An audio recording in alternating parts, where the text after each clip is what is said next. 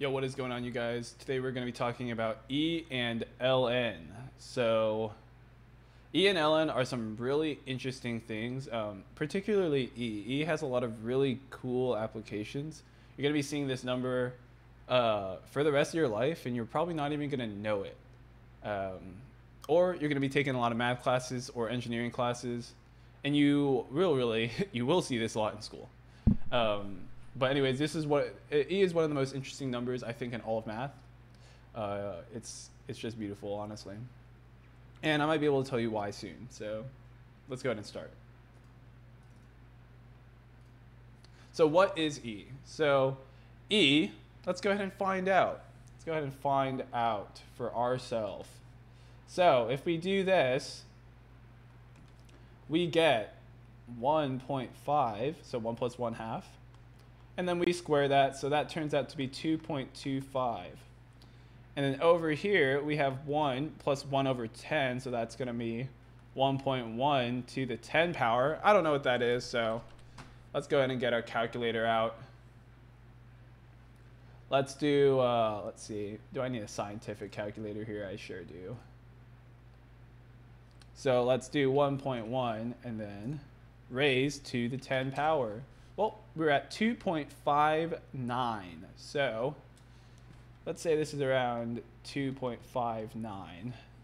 And same thing over here, so this is 1 over 1,000, so that's 1,000th. And then we're going to raise it to the 1,000 power. Let's try that in our calculator. 1.01, not that, 1.001. And then all the way up to raised to the 1,000th power. So we're at 2.717. So this is equal to 2.717. And we're going to get really close to this number. So E is the number whenever this guy is infinity. So how we define this, you're probably not going to fully understand. You've never seen this notation before.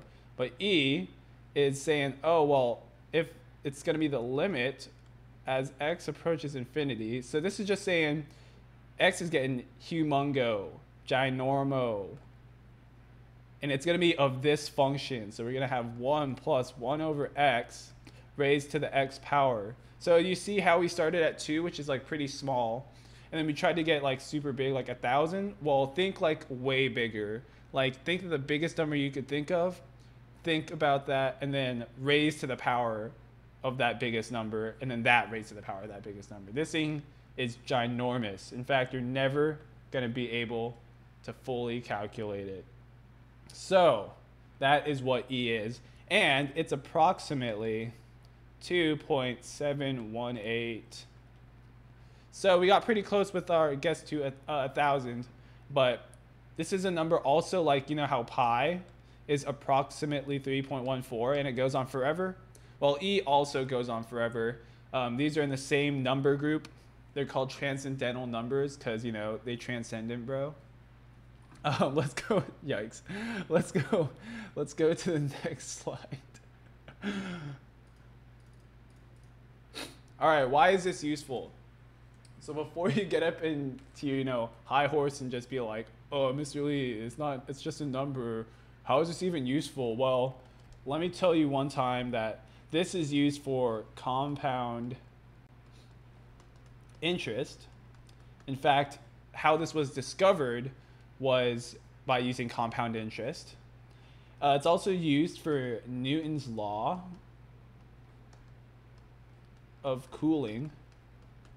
So if you ever wanted to know how heat is transferred from one object to another, you're going to have to use Newton's law of cooling, which uses E.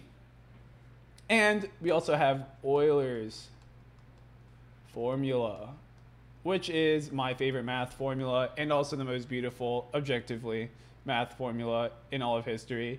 It's when you take E, the number we're learning about, and you raise it to the pi, so pi as in 3.14-ish, times I, so the imaginary number, so I, remember I is the square root of -1. So you do this, which is like hello, right? This is pretty insane. You know, you have all these random math symbols. You know what this is equal to? Shabam, -1. Easy clap. Come on, that's pretty great. It's pretty insane. I wish I could show you how, but I don't think I'm good enough to show you how. All right, let's go to the next slide. What do you need to know for this class? All right. What you need to know is that E, first of all, let me write this down. E is around 2.718. Okay, you're going to have to know that. ln is just the log with base of E. So if you see like, if you see ln of 7, this is just going to be log base E of 7. So the reason why it's called ln is because I'm pretty sure this stands for logarithmus, like naturalis. The reason it's called ln is because it's the natural log. So I'm pretty sure this is Latin for natural log. I could be just completely BSing or speaking out of my butt, but I think that's why it's called that. So let's go. A couple more things you should know. If you have ln of E, well, remember this is just log base of E of E. So whenever you have, log base B of B, this is equal to 1. So if I have ln of E to the 7th, you use your power property. So you have 7 times ln of E. So ln of E is just 1, so this is just 7. You should really know that. The next thing you should know is if you have E to the ln of X, this is just X. So remember, if you have B to the log base B of X, then you just get X. Well, remember, if you say B is just equal to E, this is exactly what you get. You get E to the log base E of X. So this cancels out or goes away, and you just get X. They undo each other. I think these are the things that you really need to know for this class. So let's go ahead and do some examples. Or just one, actually, just one. One graphing example. So we just went through graphing logarithms last video. You're in your assignment, you're gonna have graphing logs and having graphing exponentials, but I think the log kind of covers more, so I'm just gonna do one logarithm one. So let's go ahead and list our transformations. We got H, S, R, V. So horizontal shifts, yes we do. We got right one. Stretches, yep, we got vertical stretch of 2. Reflections, nope. Vertical shift, nope. So remember, this is just a log function with a base of E. So we're gonna have our table here. We're gonna have 1, 0 and B, 1. Well, B is equal to E, which is around 2.718. So yes, you're just gonna have to estimate, or if you're on a graph like this, you can even just label it. Like, let me show you what I'm talking about. So we got 1, 0. This would be our parent function. I'm gonna do our parent function in red. So we have 1, 0, and then E, 1. So here's 2, here's 3. Let's just label this. We can say it's E, and then 1. It's like right here. So here's our parent function.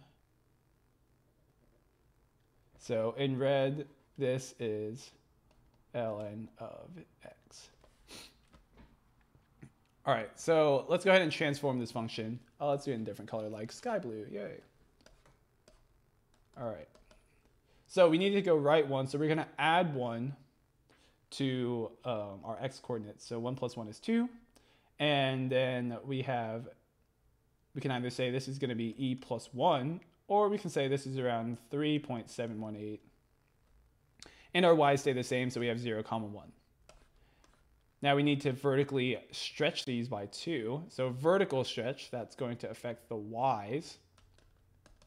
So we have 2, and then we have 3.718-ish.